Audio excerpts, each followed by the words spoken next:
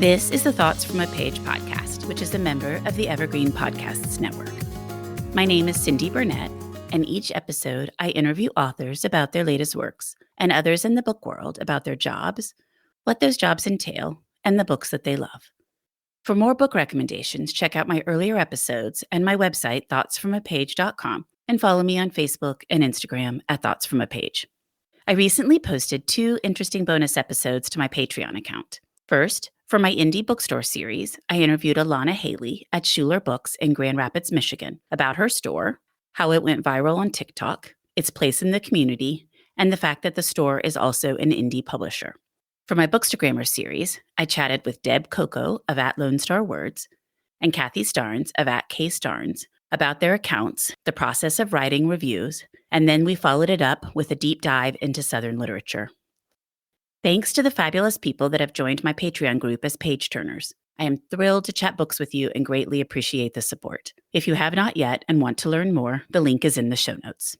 Thank you as well to the wonderful individuals who have shared about the podcast recently on Instagram. Kelly of Kelly Hook Reads Books, Virginia of Virginia's Reading Life, Nana of Read the World Better, Deb of Lone Star Words, Kathy of KStarnes, Becky of Becky on Books, Mary of Homegrown Book Picks, Kristen of Kristen's Reading Nook, and Yvonne of Yo Books and Things. I really appreciate your sharing it and helping more people find the podcast. Thanks to Maggie Garza of HTX Real Estate for sponsoring my podcast. Today, I am chatting with Maggie Sarachek and Abbe Greenberg, who together are known as the Anxiety Sisters, about their new handbook for dealing with anxiety. Maggie's expertise is counseling and teaching people to find strength through community. As a social worker in a New York City high school, she specialized in the development of youth leadership as well as counseling individuals and families. She has also worked as a special education advocate, helping families to access services for their children and teens. Maggie became a full-fledged anxiety sister in her mid-20s while dealing with debilitating anxiety attacks. Since becoming an anxiety sister, she has become the wife of an anxious husband and the mother of 2 anxious kids, proving that anxiety is indeed contagious. Abbe started talking at 9 months and hasn't stopped since. She has gotten 2 degrees in the communication field, as well as a certificate in adult education and a master's in fine arts and creative writing. In addition to her more than 25-year career as a professor, Abbe has served as a divorce mediator, a Myers-Briggs trainer, a motivational speaker, and a communication consultant, as well as a teacher development coordinator for several educational institutions. When she is not teaching, writing, researching, or panicking, she spends time with her anxiety sister Maggie, her anxious husband, and her 3 anxious kids. I hope you enjoy our conversation. Good morning, Abbe and Maggie. How are you guys? We're great. We're delighted to be here. I am delighted to have you here. I loved the Anxiety Sister Survival Guide. It is so relevant for both me and for today's times, and I can't wait to talk more about it with both of you. Wonderful. Why don't we start out with you giving me a quick synopsis of what the book is about? Okay, sure. We wrote the book we so desperately needed when we were going through the worst of our struggles with anxiety. It's basically a field guide to anxiety. Everything you ever wanted to know about anxiety, but were too anxious to ask.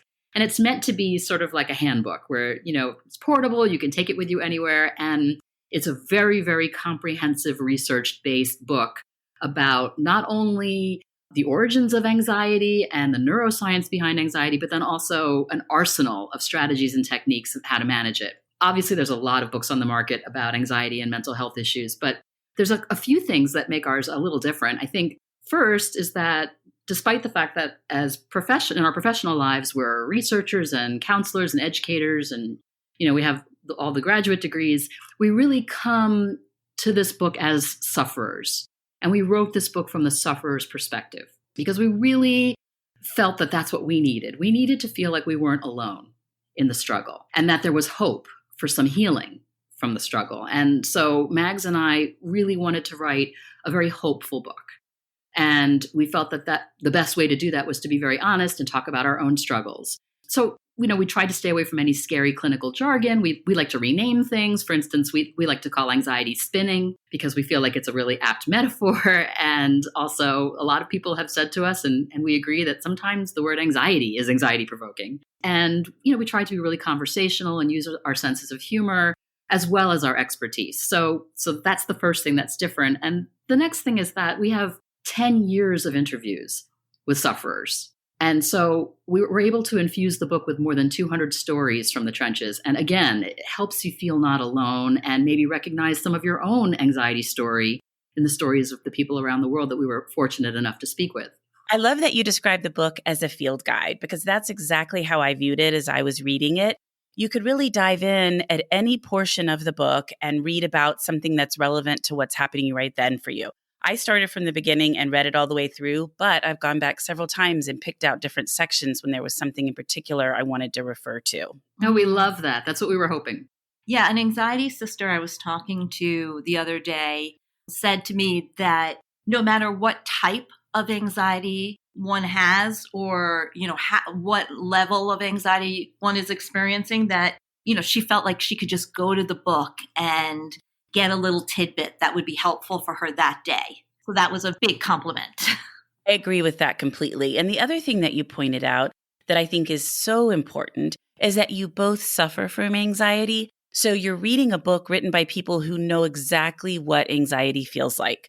And I feel like sometimes when you're reading some of these books that are about either anxiety or depression or whatever it isn't always by someone who's really experienced what they're writing about. And it makes such a difference. Yeah, we think it does. Yeah. I mean, for one thing, when we were looking for help with our anxiety, we went right to the bookshelf. We're book people, so that's where we went. And this is a true story. I actually had to leave the Barnes & Noble and take a sedative because I got so freaked out from the books that I was thumbing through, in the sense that they were so prescriptive. And even though they were research-based and really well written, and I'm sure had great advice, I couldn't get past the shoulds and the prescriptiveness of it. And it just was very anxiety provoking for me. I mean, it felt like, oh, does this person really even understand how paralyzed I am, or how hard this is? And so we wanted our readers to know that, yes, we get it. We know how hard it is. We walk the walk. We've also huddled, heaved, hurled, palpitated, and sweated, but we have lived that life. We totally understand what it feels like to be debilitated by your anxiety. And I think that makes such a difference when you're writing a book like this. And I think the reader will be able to tell that and have some comfort knowing that. Thank you very much. That's what we hoped for. The other thing you do is put some wonderful humor into the book, which also kind of adds a little bit of levity when you're reading about a serious subject, which is so nice. Yeah, because part of what Abbe was talking about in terms of leaving the bookstore, was that these books were so serious and we were already completely freaked out. And so we definitely said we want our book to be conversational and a little bit funny. I mean, well, the truth is that we both use humor to deal with our anxiety. I mean, if we don't laugh, we're going to cry. So we definitely, there have been many times where we have just used our humor to help us through, and we wanted to infuse the book with a little of that so people could, it's okay to laugh at your struggles. That it's even helpful. Well, how did you guys get started with your whole movement, the Anxiety Sisters, all of it? So Abbe and I met in college, and I think now you would say that we were both highly sensitive individuals and very empathic. And I think we recognized in each other sort of soul sisters, in the sense that we both struggled a lot with managing different emotions and different circumstances. And then when we graduated, we really started to suffer even more. And at times, one or the other of us became completely debilitated.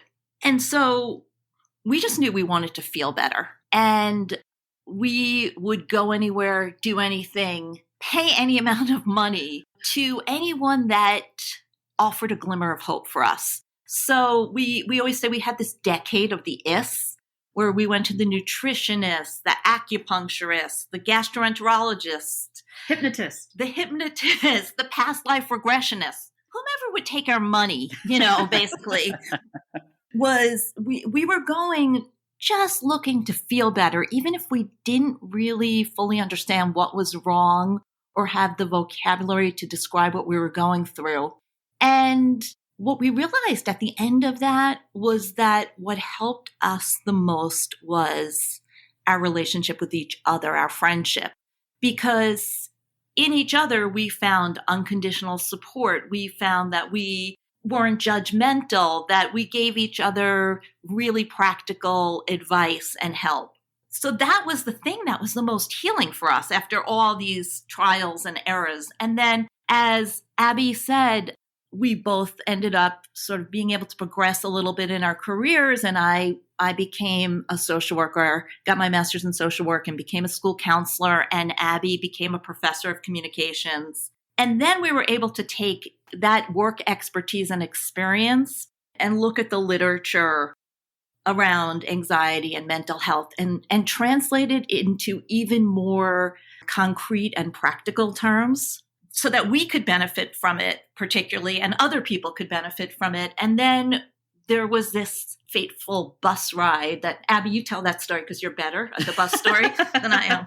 You just don't want to relive the smell. Yeah. So yes, everything Mag said is true. But so we had our own little community of two for, I would say, close to 20 years. Yeah. And then we were on this bus going into Manhattan, and we were talking really loudly about private stuff, which is what we do since we're anxiety sisters.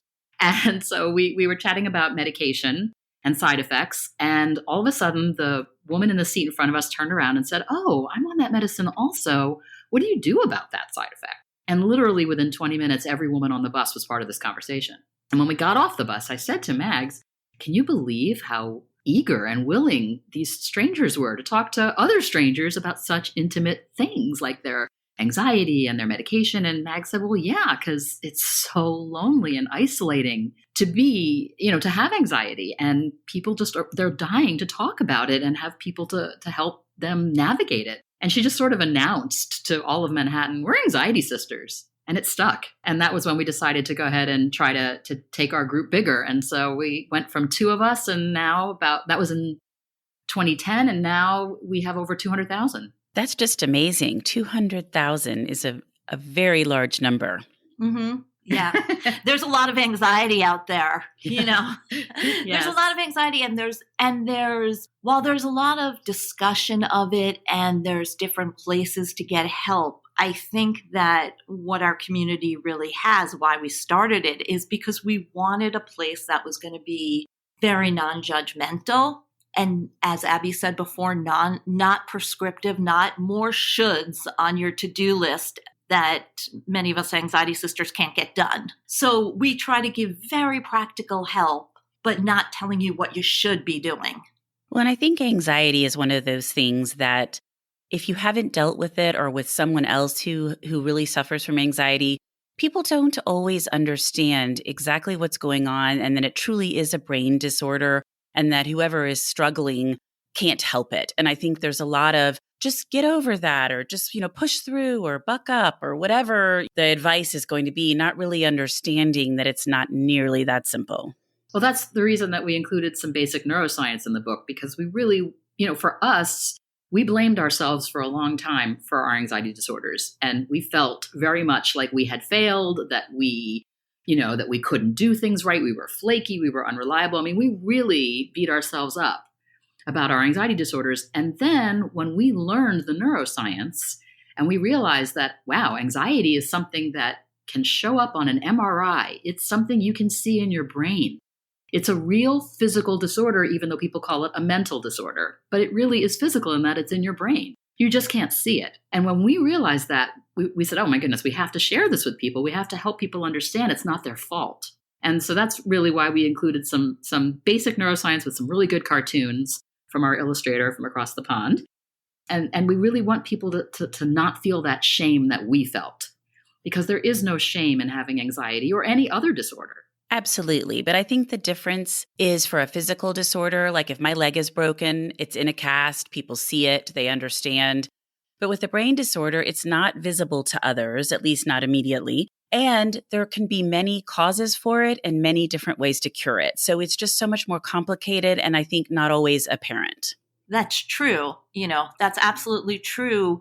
And I think we both kind of have felt that for all the talk now about anxiety and mental health, and that's definitely increased over the years, there's not really talk about the nitty-gritty of what it actually feels like in our bodies, and also what it means for our lives. So a lot of people are very kind about saying, oh, I understand someone has anxiety or depression or whatever else they have, but they're not so kind when that person says, oh, I can't show up to this, or, I'm so sick that I can't be there for carpool.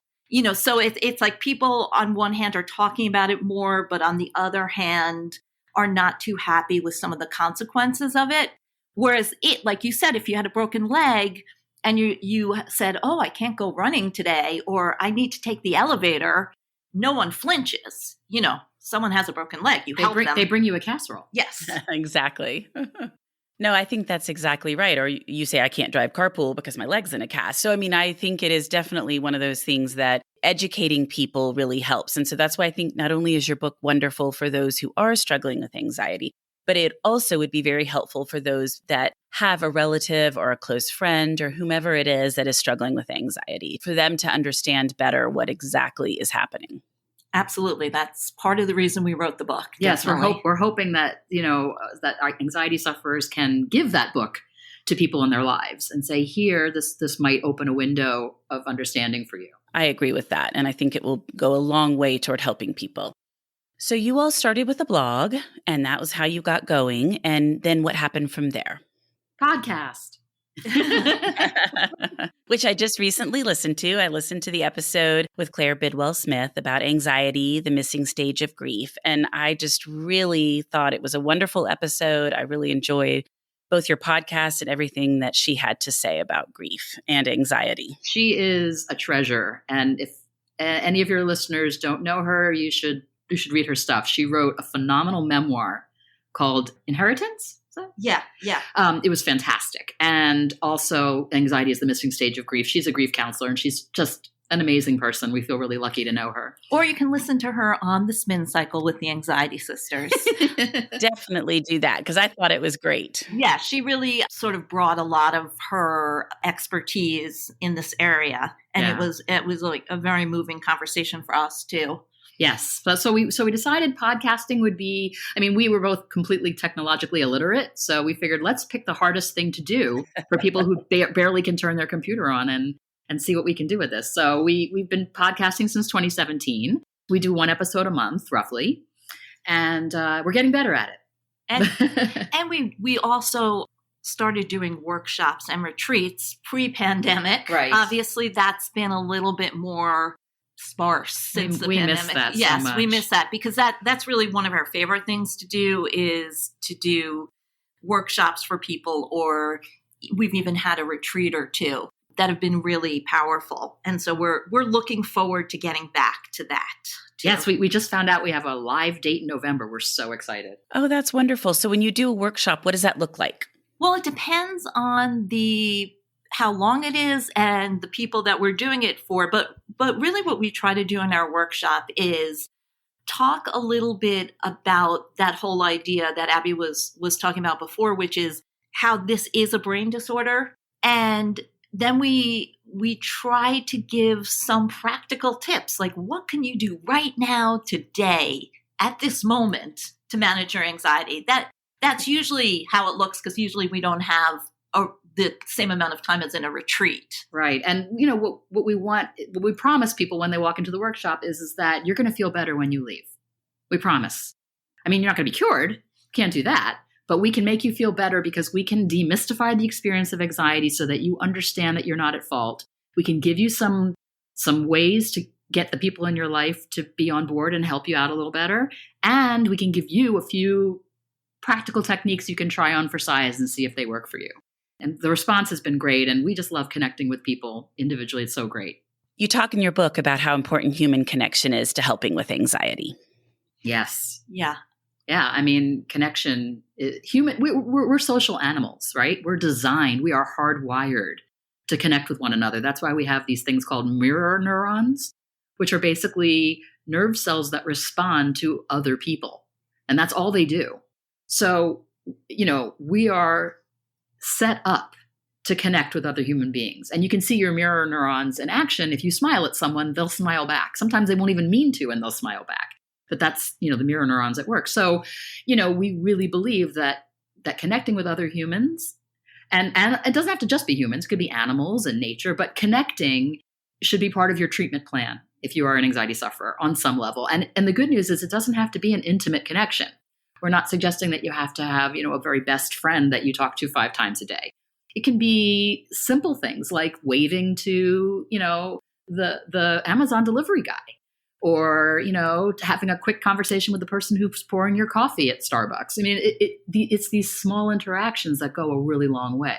So we are huge fans of connecting on any level. Even online is a great way to connect. And we see that every day on our Facebook page. I really like your Facebook page. I joined it, and it's been interesting to see everybody's comments, and I feel like I've already learned a lot, and I'm really enjoying it. Oh, thank you very much. I have to say, I am so proud of our Facebook group because it is a really large group, and yet it feels to me like an intimate group. I mean, we've gotten to know so many people that are regulars, and the conversations are so warm and generous and supportive, and we learn from our anxiety sisters every day. Yeah, one of our favorite things that happens a lot on our Facebook page is that we'll talk about something, or someone else on the Facebook page will talk about something, and a bunch of people will say, "Really? I didn't know that was a thing. I thought that was just me." For example, we were talking about that feeling of being very discombobulated when you're having a panic attack and you feel like you're floating a little bit in. We call it floating. Other people call it, clinically, it's called dissociation or depersonalization. And people will chime in and say, oh my God, I've had that since I was a child, and I've never told another soul this because I thought maybe I was crazy. And just having that place where people say, oh, it's not just me. Like, this is... Yeah, it's wonderful when somebody will talk about an experience, and there's so much bravery in our Facebook group in the sense that people are really honest about their struggles. And it's amazing how people will, answer me too, or, oh my God, I felt the same way, or that happened to me. And then the person who initially had said something will say, wow, I feel better knowing I'm not alone. And that's the whole essence of what Mags and I have been trying to do, is we just want people to know they are not alone. Well, and I think that's why having these conversations about anxiety and the suffering and just, how it makes you feel is so important. And so I don't think that's something that's been happening for super long. And it's wonderful that it is now happening a lot more and that you all are facilitating it. Thank you very much. And you are right, because when we were in college in the 1980s, it was not talked about at all. We definitely were having panic attacks and all kinds of anxiety symptoms. And we both used the counseling center. And they were very helpful in the way that they knew how to be. But nobody ever said to me, you have anxiety. Right. That was never said to me. Right. You having symptoms of OCD, or you're Right. having panic attacks, or you're having separation anxiety. Yeah. No one ever used those words, and no one ever even said to me, oh, so here's some ways that we can help you with this. It was just, all right, so, try to, get some exercise and eat healthfully, and don't lock yourself in your room. Well, I'm glad that now things are beginning to be better and that you all are providing some kind of platform for people to come together to talk about it all. Well, thank you very much. So as anxiety sufferers, what was it like writing a book and then writing a book together? Anxiety provoking. No. Well, we like kidding. to say that we, for so long wanted to write a book. And so we got a wonderful agent, and she sold our book to a division of Random House, and everything was going along swimmingly. And for the two of us, what we usually do is we sort of lock ourselves in a room together, and we write like word by word. We kind of fight it out. And sometimes we have little arguments where one of us storms away for a few minutes, but we always come back and kind of, that's our process. You storm, I cry. Yeah, that's true. that's our process. And also the way we write is that we sit and have a conversation very much like we're having with you. And literally I type it as we go. I'm like the stenographer. And I happen to be a very fast typist, thanks to my 8th grade typing teacher. And so I literally type everything we're saying, and then we go back and we shape it into meaningful sentences and ideas. But the hard part was that we got our book deal in March of 2020. So also in March of 2020, COVID-19 showed up and kind of laughed at all of our dreams. So we, of course, couldn't get together to write because we live in separate states and neither one of us would travel. And, we wanted to stay safe and keep our families safe. So talk about panic. Yes. So we did a little bit of panicking before we realized that we were going to write this book the way Alexander Graham Bell intended it, by phone. The whole reason he invented the telephone. Exactly. So we started writing this book. 1:00 every single day was writing time. And we would, on the phone or on the computer, just, write, but from afar. We were basically on the phone and the computer at the same time. Oh my goodness. And then in the mornings, we would often do some sort of separate research and then come together. And, our families knew that between 1:00 and, depending on how long we wrote that day, 4:00, 5:00, whatever we did, they could not interrupt us. That was writing time. So that was actually really precious. And I think it helped us both get through that hardest part of the pandemic, that isolation piece, because first of all, we definitely, we had a plan. We had an activity we had to do every single day. So that structured us. But also, as we were writing about the strategies, and we would say, oh, yeah, remember that? That's a good thing to think about right now when we're going through this pandemic. So We actually helped ourselves a little bit writing the book. Well, that's the whole reason I launched the podcast, was because I was so stressed out by COVID and just constantly scrolling through my phone, doom scrolling and just making myself more and more agitated. And I was like, I need something else to focus on that will completely pull me away from COVID and what's happening now. And the podcast did that. So it's nice when you have something else you can focus on. Right. It gives you a structure, too, in a time that felt very, very unstructured at times. Well, that's true, too. And it just gave my brain something else to focus on. Absolutely. 100%. Well, what's the number one question you're asked by people? Is this really anxiety? Anxiety can show up in so many different ways. There are so many different types of anxiety, first of all, but there's also so many different symptoms from, that rumination, from excessively thinking about something to rashes on your arms, to feeling nauseous, to having the cardiac symptoms, the Bayer aspirin symptoms. Yeah. That sometimes it's really hard to believe that something that originated in our brain can express itself so sort of violently and deeply in our body. Yes. And so people are always saying, can this really be anxiety? Yeah, it is sometimes hard to think that a rash, something that you're having in your brain that is kind of hiccuping you is then causing a rash or your stomach to hurt or whatever it is. It's sometimes hard to make those connections. Yeah, or it's causing you to yawn or pee excessively or cough. Or fart, like we're just being real here. So there's so many different manifestations of anxiety. And so, it's a constant, like, is this, where is this coming from? And we get it, because that incredulity that you experience with it, we experienced it too. I mean, that's why we talked about our decade of the is. I mean, we kept going to all these specialists because we kept not believing that what we had was anxiety. We kept saying, no. I mean, for me, I had a lot of cardiac symptoms. And so, I mean, there was one time when I was in the emergency room and the doctor came in and said, we did the enzyme test. There was no heart attack. And I said, do it again. You're missing something. And I was serious, because it's really hard to believe that anxiety, that an emotional state or a fear state could cause my left arm to go numb. That it just didn't make sense to me. But in fact, that's what it was. But I do think that's right. I think the making sense part of it, it's just hard to think, okay, if I'm having this issue with my brain, that it is actually causing something physical to happen. Right. We get the whole idea of butterflies in our stomach. We've all felt that when we're anxious, but we definitely don't understand the physical nature of our emotions, because, in our culture, mind and body are still separated.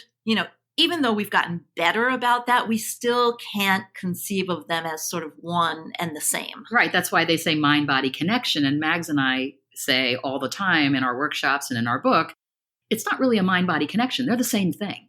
The mind and the body are one thing. So when one thing happens with one, it's going to show up in the other as well. Absolutely. 100%. Yeah. And if you want to see what it looks like in a diagram, all you have to do is look at a diagram of your stomach and your brain and the vagus nerve that connects the two.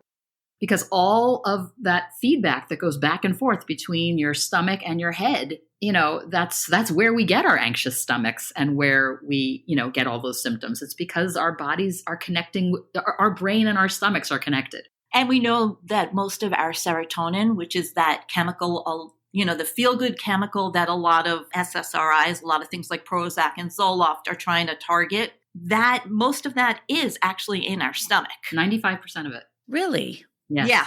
Huh. Yeah. So it's this whole separation.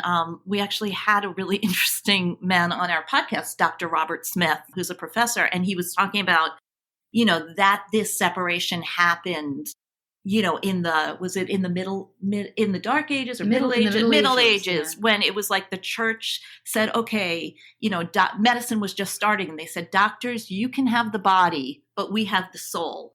So like the head and the thoughts had to be separate from the body. Right. And that's really why we have that separation. And you look at some Eastern cultures and they really don't have that separation. Oh, that's fascinating. Yeah, he was very, very interesting, actually. Oh, yeah. We loved him. Well, what do you hope your readers take away from the book, and what age range would you say your book is applicable for? Okay, so we'll answer the age range. The stories in the book from the people that we've interviewed are between the ages of 18 and 98. So we sort of saw that as the general age range. Of course, a little bit younger and a little bit older would be fine too. I think a lot of 16-year-olds in the later part of high school would really benefit from this book. And they are. We're getting feedback that's, really helpful. I don't know that it's necessarily for school age, for young children. There's a different book for that. But would you say that's true, Max? Yeah. I think that it would be very applicable for teenage kids. I think, especially with COVID and how much in social media, just all the stuff that's being thrown at teenagers these days, I feel like this book is perfect for them. And the field guide format and the humor, all of it would really appeal to them. So I just think if people are looking for something to give to a teenager who's struggling a little bit, your book is perfect. Yeah, and I was a high school counselor, and Abbe was a college professor. So it's an age group that it's my favorite age group and to work with, and it's an age group we feel very comfortable with. So, and we've done an awful lot of workshops for teens. That's been, I would say, ironically, that's been the number one workshop that gets requested for us is for high school students. I think that makes perfect sense because they are the ones that are beginning to experience some of that, or they've probably been experiencing it for a while, but really it starts happening in high school when there's so many different things to balance and they just need some help. Oh, yeah. And the pre-adult brain is not the same thing as an adult brain. And we talk about that in the book. There really is a difference. It's not just smaller. Absolutely. So it's important for anyone who either is a teen or loves or works with or knows a teen to recognize that the pre-adult brain is not just a miniature version of the adult brain. Right. And if you struggle with technology and your 8-year-old is helping you all the time, then you know that our brains are just different. Yeah, exactly. What about what readers take away from your book? One of the things we want to do in our book, as Abbe said before, is really give a very comprehensive understanding of what anxiety is, but do it in a very non-threatening way.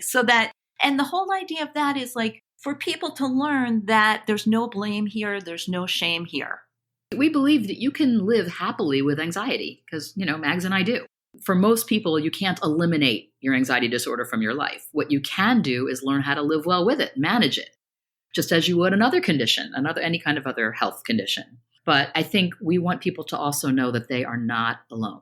Mm-hmm. That, we're perhaps in the world's largest sorority with the toughest initiation. Right. And we also want to give a lot of practical advice because I know that's what we so needed. Mm-hmm. So we want some of the advice is, you can use it right now no matter what state you're in with your anxiety. And then some of our discussion is around sort of living a happy, fulfilled life, like things that you can do sort of long term to manage your whole mental health. But a lot of our book is like, try this, different things people can try. Because like we said before, one size doesn't fit all, and one size may not fit you 2 days in a row, as I can attest. So, we really do believe you need an arsenal of strategies and techniques. And that's something we really try to provide for people. I really liked the part about caffeine and how it can be anxiety inducing. However, a lot of people need coffee to get them going, and it might be more anxiety producing to not have the coffee. So you talk about how there are certain things that may work for somebody, may work for somebody else, but that you also have to find what works for you to balance your own life, not just your anxiety. Well, I mean, just in terms of caffeine, I'm just going to say this real quick. It's also, if you're a depression sufferer, caffeine is also something that has been shown to really help people with depression often. Not always, but often. So we want to balance everything out. But also there's that idea that when we were reading these anxiety books, they were very prescriptive. It was like, eat, no sugar. Eat all your vegetables, or, don't have gluten, go exercise, whatever the prescription this person believed in was, take medication or don't take medication. And one of the things that we try to say over and over again is that there's no shoulds here. And depending on where you are with your anxiety, you'll be able to do different things, right? But we never want someone to say I can't follow their advice because I can't get out of bed. I can't leave my apartment. What do you mean go exercise? Yeah, I mean, we both had that experience of being told things that certainly are helpful now that we manage our anxiety very well. So now, of course, exercise and movement is a huge part of both of our lives. But when I was having severe panic, and I'm talking 3-4 panic attacks a day that would leave me in a fetal position, just in a ball on the floor. When, someone would say to me, a doctor or a specialist would say to me, what you really need to do is, just 30 minutes of cardio. My heart is going out of control, racing all day long. I don't think I can get it to go any higher. I'm already sweaty and clammy and feeling like I'm going to have a heart attack. So, we really are careful about saying that everybody's in a different place with their anxiety. And that's why we don't do the shoulds, because there's a lot of shame that goes with mental health issues, unfortunately, in our culture. And we're part of the battle to end that stigma, because we don't believe you can live happily with blame and shame. That's got to go. The BS has got to go. And, one thing that is very shaming is being told something you should do and then not being able to do it. Mm-hmm. Well, and I think your message, one size doesn't fit all, is a really good message, that you have to see where you are, but you also have to see what works for you. What works for one person may not work at all for you. Right. And then definitely, Abbe and I have both found that as we've learned to manage our anxiety more and more, different things help us now than they did in the times where we were really in crisis. And so, you can expand and change as you're learning to manage. And so, we want to give such a wide range of possibilities. And that's why. And I loved that. I just felt that will really appeal to all sorts of people who are struggling at different ages and different parts of their struggle. Mm-hmm. Thank you. Well, I know you're both big readers. So before we wrap up, I would love to hear what you've both read recently that you really liked.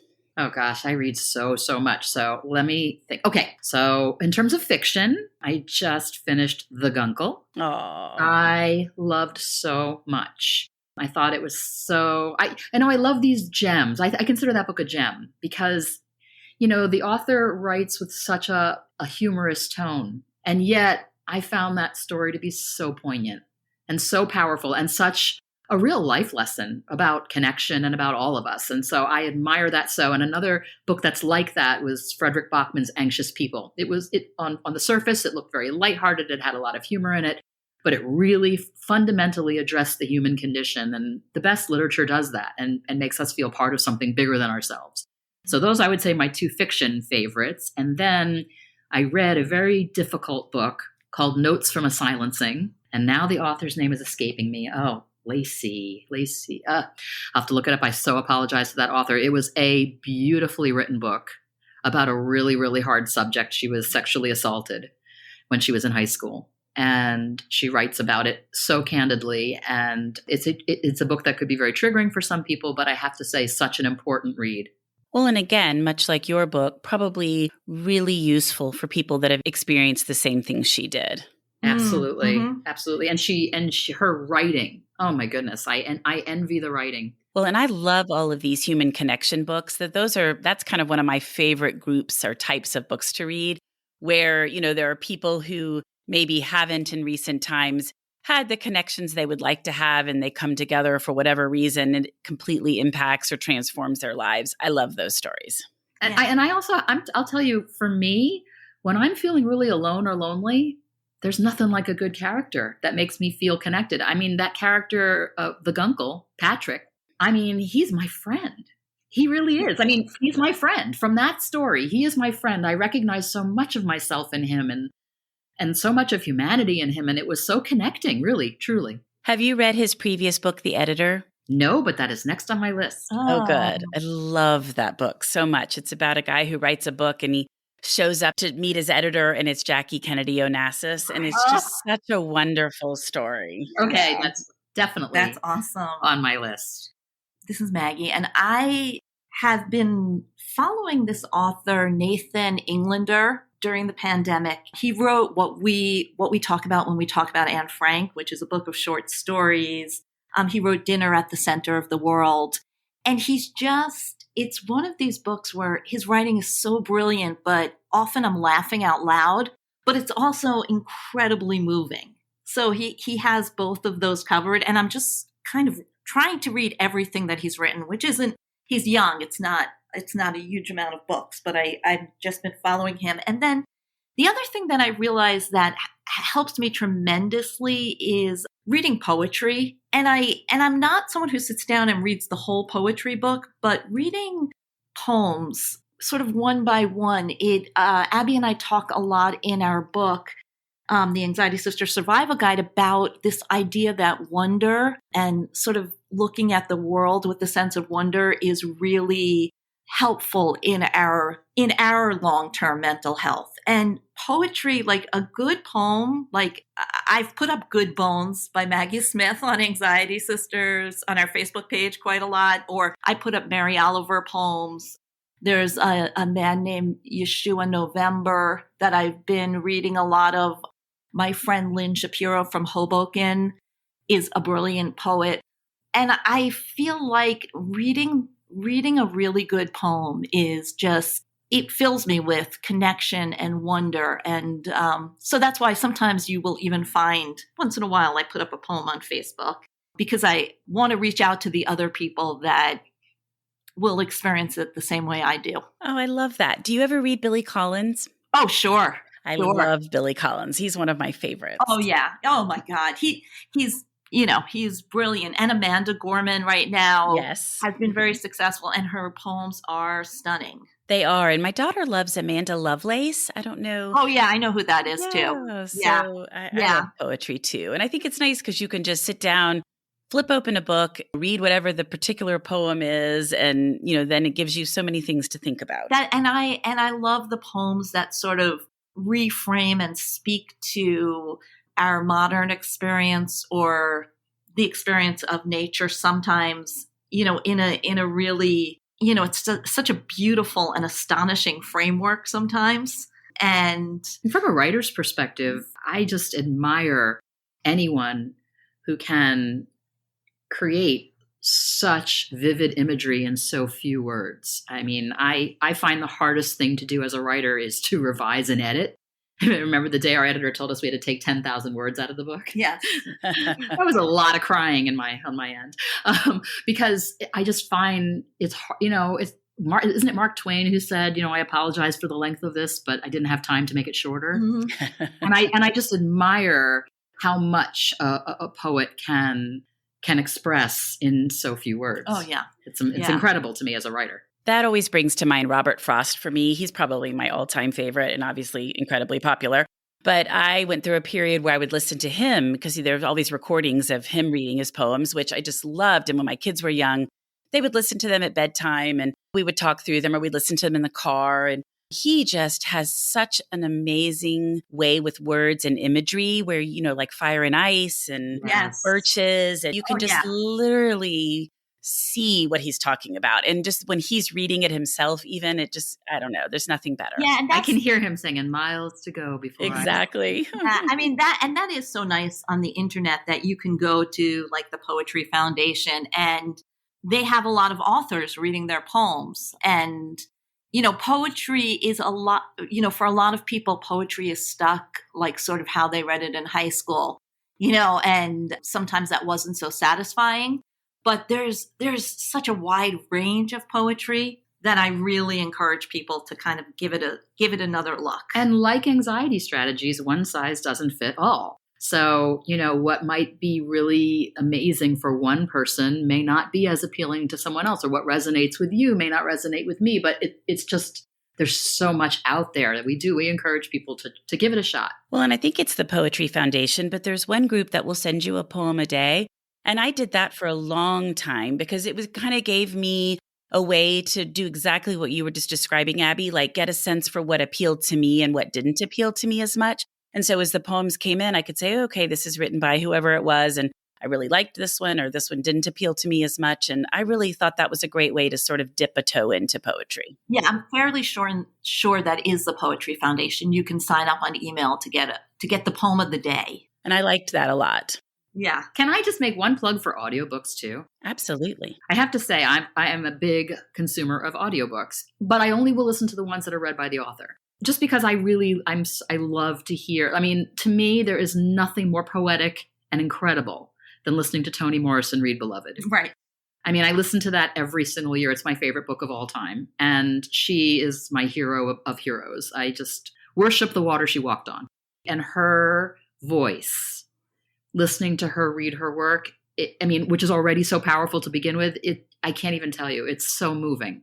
So I encourage people to go to your library and borrow on Overdrive or one of those, an audiobook, and give it a shot. It's absolutely a marvelous experience. It's also a great anxiety management technique. Like Yes. Abby and I always talk about like if we're having a long drive or something, and you pop in David Sedaris or anyone else, it's a great distraction. Yes. Even when I'm doing stuff around the house, I still am not completely in the habit of doing that, but I'm really working on it just to get it going, because then when I'm doing laundry or the dishes or whatever it is around the house, it's playing. It kind of gives me something that's keeping me company and, makes all of that go by quicker. I'm listening to On Animals by Susan Orlean, and she reads it, and it is so good. I will say I speed it up to about 1.5, and that helps a lot just because if not, sometimes the reading is too slow for me. But speeding it up, makes it go a little quicker, but also, I don't know, I just really do enjoy listening to them, and it's a good way to pass the time. And it's a great anxiety management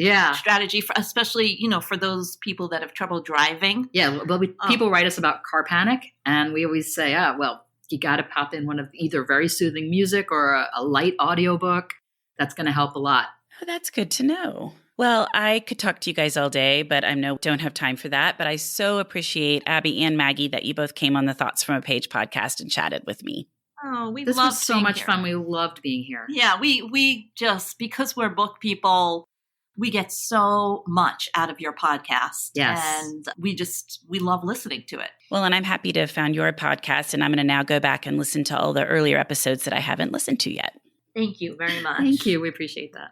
Thank you so much for listening to my podcast. If you like this episode, and I hope you did, please consider joining my Patreon as a page turner. Follow me on Instagram at Thoughts from a Page. Tell all of your friends about the podcast and rate it or subscribe to it wherever you listen to your podcasts. I would really appreciate it.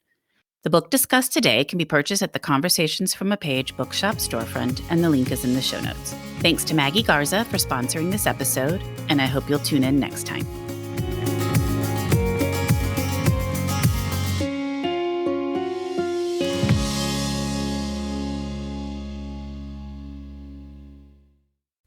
Are you tired of seeing your teen or young adult struggle on a path that clearly isn't the right fit? Is your teenager confused about which direction to take after high school? The future of work is changing rapidly, and our kids need to know all of the options available after high school so they're empowered to make the choice that is best for them. In each episode, we explore the latest trends that are shaping the opportunities of today and tomorrow. I'm your host, Betsy Jewell, and this is the High School Hamster Wheel Podcast.